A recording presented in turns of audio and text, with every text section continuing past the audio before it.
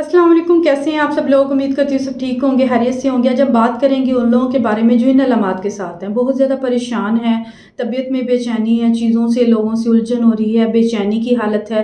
क्लोडाइज़ाप oxide ये दवाई दिमाग के लिए है, दिमाग पर असर करेगी, दिमाग के हिस्से सेरिब्रल कॉर्टेक्स पर असर करेगी। सेरिब्रल कॉर्टेक्स क्या है? हमारे दिमाग का जो बड़ा हिस्सा है वो सेरिब्रम है। सेरिब्रम की ऊपर वाली टॉप वाली लेयर सेरिब्रल कॉर्टेक्स है। ये सेरिब्रल कॉर्टेक्स हमारी बॉडी में कुछ फंक्शंस कर रहा है, जैसे हमारी लैंग्वेज से जुड़ा हुआ है, हम कैसे बोल रहे हैं, हमारी सोच से, थॉट से जुड़ा हुआ है, मेमोरी हमारी याददाश्त से जुड़ा हुआ है, लर्निंग हम चीज़ों को कैसे सीख रहे हैं, डिसीजन मेकिंग से जुड़ा हुआ है। उसके अलावा हमारे इमोशंस, फीलिंग्स, हमारे जज्बातों से जुड़ा हुआ है। ये दवाई क्या करेगी? उसकी कारकर्दगी, उसके असर को कम कर देगी, जिसके नतीजे में ऐसी हालत पैदा होगी, परेशानी कम हो जाएगी।